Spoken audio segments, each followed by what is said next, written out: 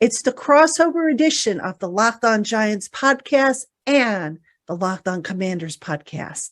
LockedOn Commanders co-host David Harrison joins me on the special edition to talk about key storylines, key matchups, and predictions for this weekend's Giants-Commanders games. That's coming up next.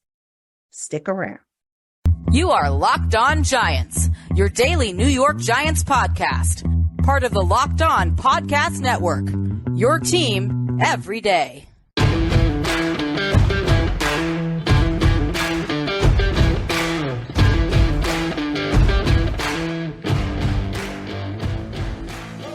Crossover Thursday is presented by our friends at Prize Picks. Prize Picks is so much fun and it's easy to play. There's no competing with other players. It's just you versus the projections available. Pick 2 to 5 players, and if they score more or less than their Prize Picks projections, you win up to 10 times the amount of your money on your entry. It can literally take less than 60 seconds to enter. It's that easy. We love Prize Picks, and we know you will too. First-time users can receive a 100% instant deposit match up to $100 with the promo code LOCKEDON. That's prizepicks.com, promo code LOCKEDON. Hello, everybody, and welcome to a special crossover edition of the Locked On Giants podcast and the Locked On Commanders podcast. My name is Patricia Traina. I am the host of Locked On Giants, joined by David Harrison, co-host of Locked On Commanders, and we are here. We're going to break down everything you need to know about this Sunday's game. The Commanders visit the Giants at MetLife Stadium. Kickoff is set for 1 o'clock p.m. And David, it's going to be a game that I think is probably flying under the radar, but has really significant playoff implications. Oh, absolutely. Absolutely it does, Patricia. And I'm looking forward to actually visiting MetLife for the first time myself, and also meeting you in person finally for the first time that's going to be a lot of fun. Yeah, we'll be able to get that picture together for the company newsletter, which would be kind of fun. Absolutely. All right. On today's show, folks, we're going to talk about the key storylines. We'll kick that off. And then we're also going to talk about key matchups. We're going to give you our predictions. And then we'll just kind of put a bow on this at the end. And David, since you and the Commanders will be the visitors, let's start with you with your key stories.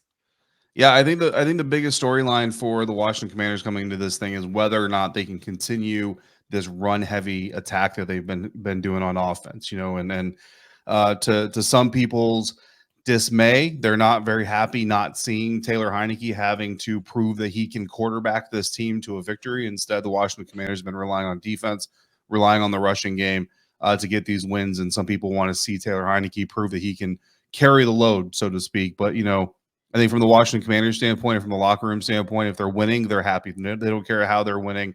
Nobody cares who's doing the most work to get the win. They just want to continue winning, and Taylor Heinicke wants to continue expanding his collection of Jordans. So that's going to be the biggest question: is can they continue to run, or are the Giants going to finally be the team that forces them to go away from that? And some numbers to kind of talk about this whole thing. Washington's currently 15th in the National Football League in rushing per game with 121.1 yards, but that average really is not indicative of what they've been doing lately, because they've exceeded 121.1 yards in each of their past 4 games, and they've exceeded that number in 6 of their last 7. Oh, by the way, they're 6-1 in those last 7 games. So that average has been steadily climbing, because the 5 games that they have less than 100 yards rushing as a team are drawing that average down. Those all came during the losing part of the season. They were 2-3 in those games. So the thing about it is it's almost kind of weird, because this team, the better they do in yards per carry versus yards per game, almost the worse they do in games. They only have 7 games this season where they ran the ball for 4 yards or more per carry, and they're 3-4 in those 7 games.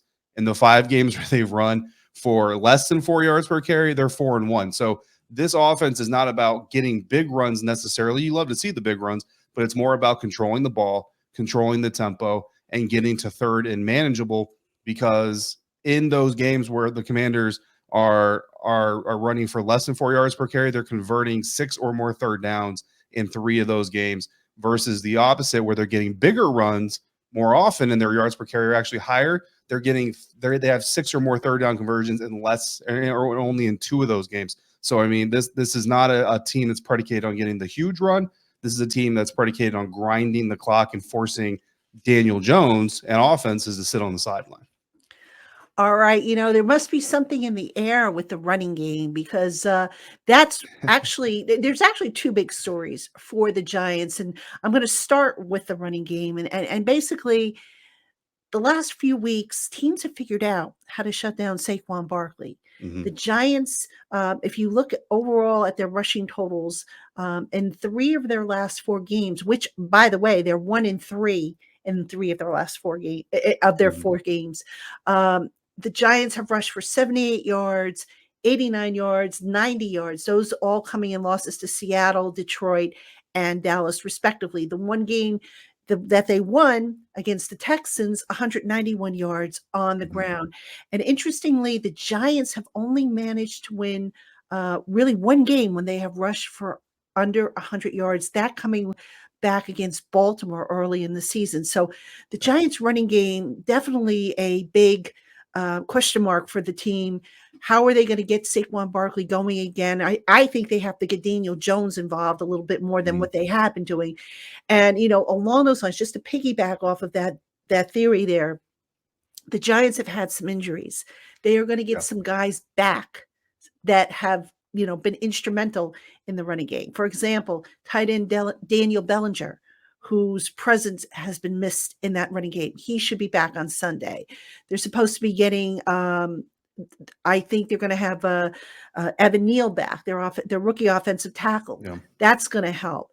So go back to stabilizing that offensive line. Now, I don't know what they're going to do at left guard. Ben Bredesen may not be ready for Sunday, but the preliminary plan is John Feliciano at center. He'll be back after missing the Dallas game, and then moving Nick Gates over to left guard. So the Giants, that offensive line has been shaken up a lot because of injuries.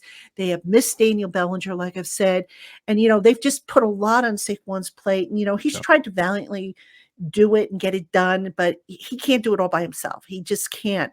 And they've got to give opposing defenses something else to think about other than Saquon, because when you become one-dimensional like that, and you just have one guy that you need to stop, guess what? You just might as well, you just gift wrapped the game and handed it on a silver platter to the opponent. So that is going to be a huge, huge element for the Giants, is getting that running game going against a very good Washington defensive front who has been effective against the run.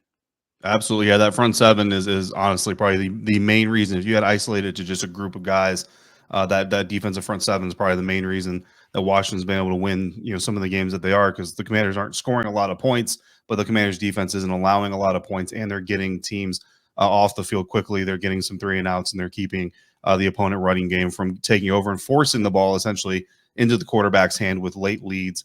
And again, knowing that you can't necessarily run the ball. And I think both teams, Patricia, I think this is a week where both teams are probably going to have to get their quarterbacks involved a little bit more than they want, partially because the Giants are going to have more film on this rushing attack than anybody else has, obviously, up to this point. And so they're going to have maybe some ability, but also maybe some determination to kind of say, you know what, you're going to force Taylor Heineke to beat you through the air. And the Washington Commanders are okay with that. They want to try to do that. But again, in history, the Commanders are 1-6, and this dates back to last season, obviously before the Commanders was a name, but they're 1-6 when Heineke throws the ball 35 times or more, and he's never had a QBR over 100 when doing exactly that. But they're 11-4 if he throws the ball fewer than 35 times. So that's kind of like the line of you don't cross that line. That's the equator, right? You don't want to go above or at 35. Like 34 is the cap, because he's also got 4 games of 100 QBR or higher when he only throws it 34 times or less. So you might get more than 25 throws out of Taylor Heineke this week. But if I'm Scott Turner, I'm not letting him get above. Honestly, I'm not letting him get above 32, just in case in the last moments of the game I have to throw it for some reason. I don't want to hit that 35 throw mark. Now, before we get to the key matchups, I've got to ask you this, because the scheduling is kind of weird from the Commanders' perspective. You've got the Giants this week. Yep. Then you've got a bye, and then guess who you have in a couple of weeks? You and I will be right back doing this again in a couple of weeks, which is kind of a weird schedule. But that being said, David, is there any kind of an advantage, you think, having the 2 games basically back to back for the Commanders?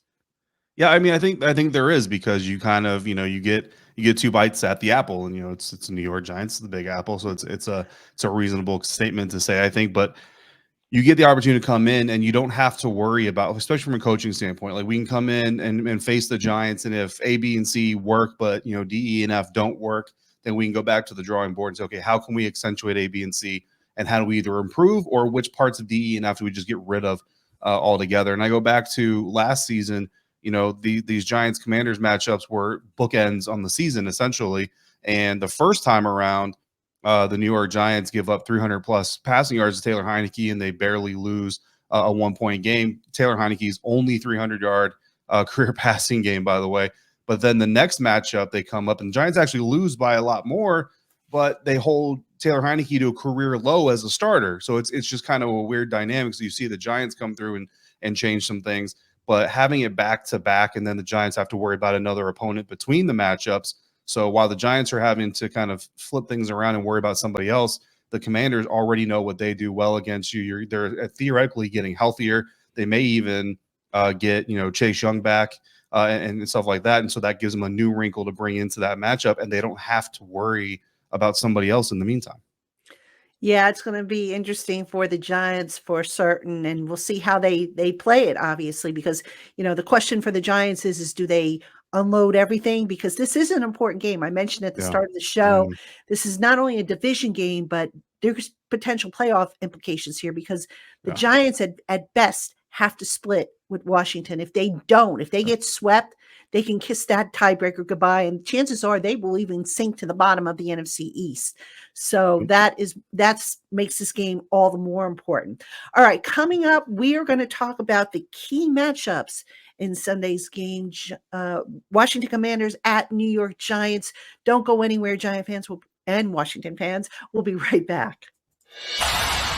This episode of Crossover Thursday is brought to you by Audible. Audible is releasing a slate of new football podcasts that we're sure you're going to love. That's why you'll be able to find Block Forever available as a bonus episode on LockedOn NFL right now. Blocked Forever is a brand new podcast from former NFL All-Pro Ryan Khalil, who takes the conversation about football to the next level. Khalil sits down with star players, coaches, and former pros across the league to get real about what happens on the field and behind the scenes. New episodes of Block Forever will be recorded and released every week ahead of Thursday Night Football. So head on over today to Locked On NFL for a sneak peek of Block Forever, or catch the full series available anywhere you get your podcasts. Audible, get in the game. Hey, Giants and Commander fans, thanks so much for making this crossover edition of the Locked On Giants podcast and the Locked On Commanders podcast your first listen today. For your second listen, head on over to Locked On Sports today. From the games that matter the most to the biggest stories in sports, go beyond the scoreboard and behind the scenes with local experts and insights only Locked On can provide. Locked On Sports today, available on this app, YouTube, and wherever you get your podcasts. All right, everybody, welcome back to this crossover edition of the Locked On Giants podcast and the Locked On Commanders podcast. The Giants and Commanders face off on Sunday, MetLife Stadium, kickoff at 1 o'clock. Big NFC East matchup with potential playoff implications, because right now the Washington Commanders, they're nipping at the Giants' heels. I think they are the 7th seed, I want to say. The Giants are currently the 6th seed. So this game is going to have some juice to it for certain. And speaking of juice, David, let's talk about the key matchups in this game. And again, we'll go to you since you are the visitors this week. What do you see as the biggest matchups for this game? Yeah, and real quick, just add on to the playoff implications. I mean, if Washington wins, like you said, if Washington wins, they're the 6th seed in the NFC. If they lose and the Seahawks win, then they fall down to the 8th seed. So you fall completely out of the playoff picture if that happens. Of course, if Commanders lose and Seahawks lose, then it pretty much stays the same, and we just kind of live to fight another week. So I guess that's kind of there's two ways that this works out positively for the Commanders, but obviously they would rather have the 8th win of the season, Ron Rivera's first 8-win season as a head coach in Washington, by the way, if they achieve that. So, of course, they would rather have that. We already know the Commanders are going to try to run a lot. against the New York Giants. Like, you can just take that to the bank. The real question is going to be whether it's going to be Antonio Gibson or it's going to be Brian Robinson Jr. And I'm going to caveat all that right now by saying Antonio Gibson limited in practice on Wednesday. So there is a possibility that he doesn't play this game. I mean, it just kind of depends on how serious that injury is. But, coaches we're not really going to find that out until Friday. So I'm going to leave him in the conversation until there's a reason not to. So just Giants fans, especially, because, you don't probably usually track this stuff, just keep an eye on Antonio Gibson. But the variance in Washington's rushing attack is really interesting. And every week we get the question of who is going to be the number one back for the Washington Commanders, and is one of them deserving of the primary back? And the answer I always give is there is no primary back. It's a case by case, opponent by opponent situation. So Brian Robinson agreed with that process. I asked him after the game against the Falcons. He said nobody cares about who gets more touches, yards, touchdowns. We just want to win. So whatever is going to happen is going to happen. The Giants coming out of their bye were giving up, from what I saw, more rushing, better rushing performances to the left side of the offensive formation. But since the bye, are actually giving up better rushing performances to the right side of the offensive formation. I don't know how much injury is playing into that, or if that's just a schematic thing. For Washington, they use their best running to the right when they're using zone running schemes. That's Antonio Gibson's wheelhouse. When they run better to the left, they usually use their gap schemes. That's Brian Robinson's wheelhouse. So if you want to know the answer on which running back in Washington you're going to see more, well, if they have more success to the right running their zone scheme, it's probably going to be AG. If they have more success to the left using their gap scheme, then it's going to be Brian Robinson. But the Giants, depending on the before the bye and after the bye, have given up successful running attacks on either side of the line, just depending on who you are. So we really don't know who it's going to be, but I think as you watch the game and the game flow, if you see more running opportunities to the right, you're going to see more Antonio Gibson. More to the left, you're going to see more Brian Robinson. And again, that's assuming Antonio Gibson plays. If he doesn't, then you're looking at Brian Robinson, Jonathan Williams, and you're just getting a whole lot of power gap scheme runs anyway. Although both running backs do have it's probably about a 60-40 split. Each of them can run effectively in zone and gap schemes. Must be nice to have two running backs that can equally share the workload. I mean, the Giants, it's all about Saquon, really. And, it is and, all about Saquon. Despite the fact that they have, Matt Breida, who could take on some of that workload, Gary Brightwell, assuming that, he kicks whatever bug he's got that's kept them out of practice. But, you mentioned the running game, which I think is going to be really the central theme for both teams. I talked about Saquon and the Giants running game going up against that tough defensive front. But you know what? I think I'm going to piggyback off of what you said, because the Giants' run defense really hasn't been stout all year long. Right. Now, some of that has been a result of defensive coordinator Wink Martindale saying, okay, you know what? I've got to pick my poison. I may have to give up a little bit in the run game just to, to protect the passing game. But look, teams have been able to really gash the Giants in terms of yardage, and the Giants run defense right now, I think, is ranked, I want to say 27th or 28th in the bottom of the league, towards the bottom of the league. And that's very surprising, all things considering. They've got Dexter Lawrence up front, Leonard Williams. Dexy, right? Yeah, Sexy Dexy. You remember that, right? So they've got him, and he's been playing real, he's had a whale of a year. I mean, probably his best career year, in that he's put it together both as a pass rusher and as a run stopper. You also have Leonard Williams, who as a pass rusher has been kind of quiet, not as disruptive, I think, as they'd like to see him. But, the Giants, I think they're going to get some help back. Azeez Ojulari is supposed to be coming back after his stint on IR. He's still on IR as of this recording, but he is expected to be activated off of IR. Kayvon Thibodeau, who had a big game against the Cowboys on Thanksgiving, just as a disruptor, and also, doing well as a run defender.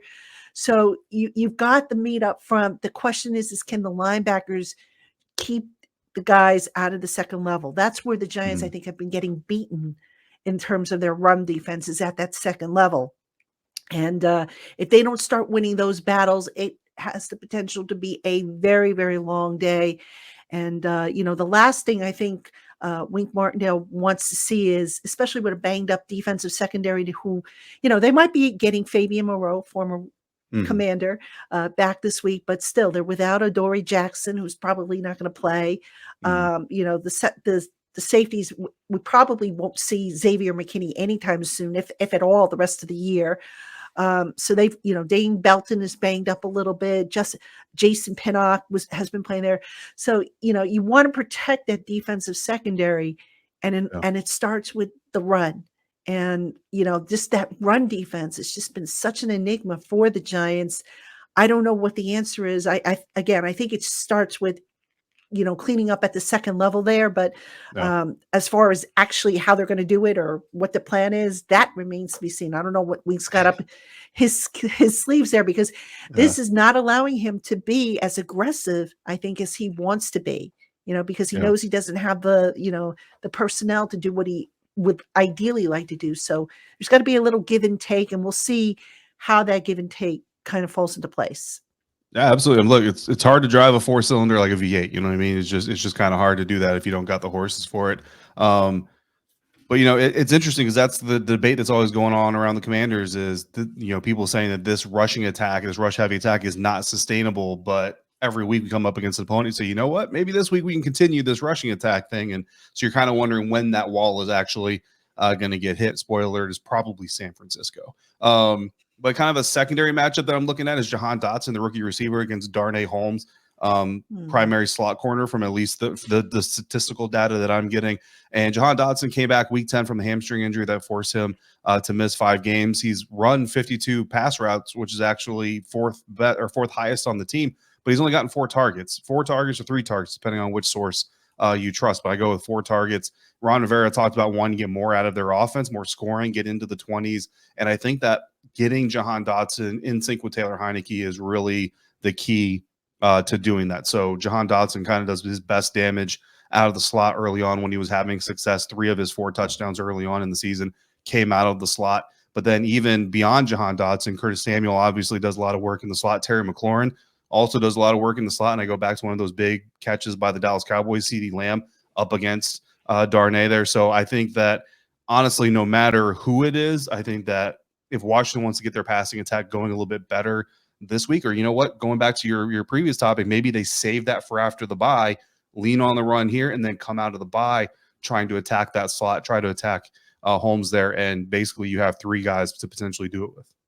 Yeah, and you bring up a good point here, because Holmes has struggled this year. I mean, look, he's a gutsy player. He goes out and he gives you everything he has, but I would almost imagine there being some kind of a rotation or a committee approach, because you just can't have him, in my opinion, you just can't have him going up against a Terry McLaurin. There's just, Darnay Holmes is not a tall guy. He plays big and he plays tough, but there's just been too many times when you just sit there and you kind of cringe because he ends up getting beaten for, whatever the reason, whether he loses the size advantage or just somebody puts a move on him. And, the Giants are so banged up. So I'm curious to see how they move their cornerbacks around, or if they just say, okay, you know what, Darnay, you've got it. You handle it. We put, Fabian Moreau maybe plays McLaurin on the outside. So I'm curious to see how, Wink is going to do it.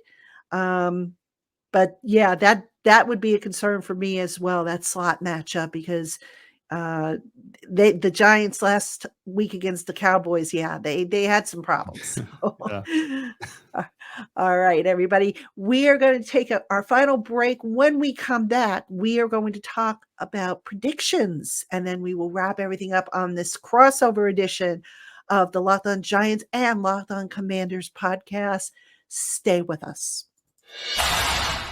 This episode of Crossover Thursday is brought to you by BetOnline. BetOnline is your #1 source for football betting info this season. Find all of the latest player developments, team matchups, news, podcasts, and in-depth articles and analysis on every game, both college and NFL. And BetOnline doesn't stop there. It's your continued source for all your sports wagering information, with live betting and up-to-the-minute scores for every sport. BetOnline is the fastest and easiest way to check in on all your favorite games and events, including the World Cup, NBA, NHL, MMA, boxing, and golf. Head on over to BetOnline today or use your mobile device to learn more. BetOnline, where the games start.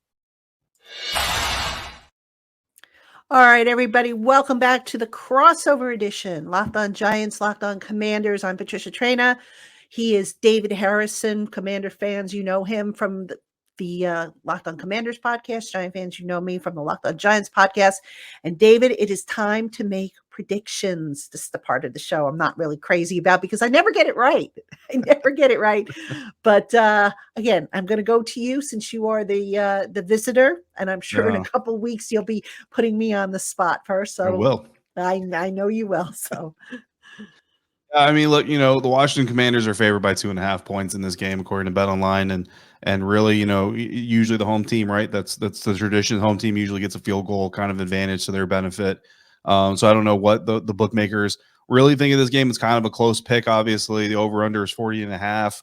When I kind of look at the games that the Giants have been playing in, the games that the Commanders have been playing in, I think this version of the Giants that we're recently talking about is more susceptible to getting beat by this Commanders team. I think that, especially coming out like that win against Green Bay Packers, for example, like if you face that Giants team, then maybe I feel a little bit less confident about this game. That being said, I do think the Commanders win. I'm confident the Commanders can come out of MetLife with a victory. They took 2 of them last year. I think this is a better team. I do think this is also probably a better Giants team, but I think that this is also a better Commanders team. So I'm confident in that. But I do think this is going to be a narrow score. And of course, whenever you have these close scores, if the pick is wrong here, you always go back and points like 1, 2, or 3 plays, or maybe a coaching decision, a non-timeout or non-challenge or what have you, and say that's where the game flipped and all that. I'm going just barely taking the over on the total points. I'm taking 41 points to be scored in this game. The over/under again 40.5. So take that for what it's worth.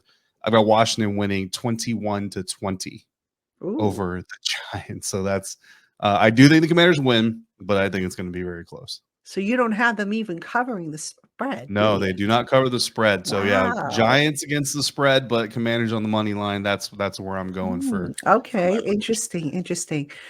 All right, so I suspect the reason why the Giants are not favored despite being at home is because of the injuries, number one, and the uncertainty as to who they'll have back, at least when the initial odds were set.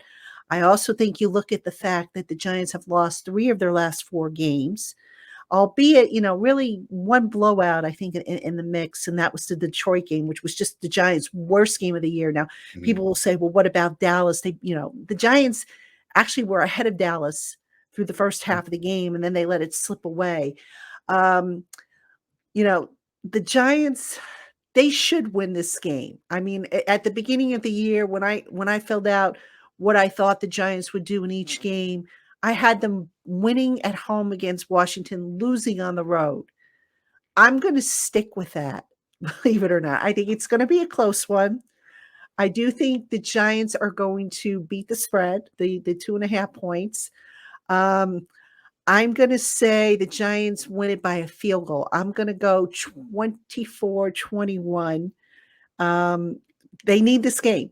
It's that simple. Yeah. I think it's something that they can get, but they have to play mistake-free ball, which they haven't really done. They've got to play disciplined ball.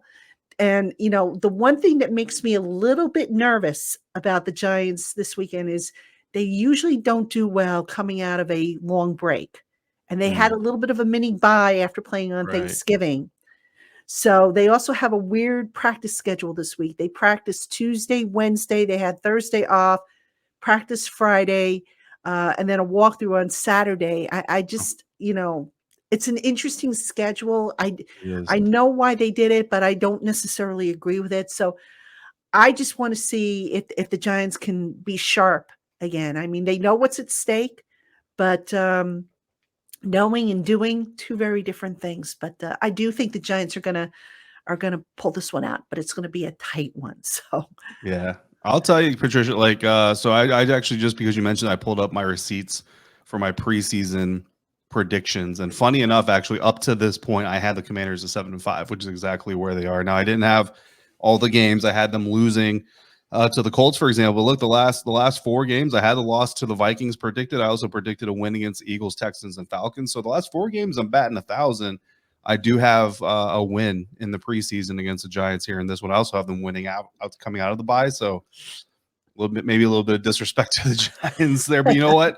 I didn't predict the Giants to do what they've been able to do so far this even right now during their downward swing, still performing above expectations. So I mean, anything can happen, and that's why we play the games. That's why it's always fun to watch these things and see how it unfolds. Well, I had the Giants finishing at 8-9, so my chances of making my record is still they're still alive. So, Yeah. all right, let's wrap things up here on this crossover edition. So, we're talking about key storylines. It sounds like for both teams, it's going to be the running game, the Yeah. run defense, the running game. Who's going to run? Will the Giants be able to stand up and ward off the Washington attack? The Giants getting healthy, that's going to be a key factor.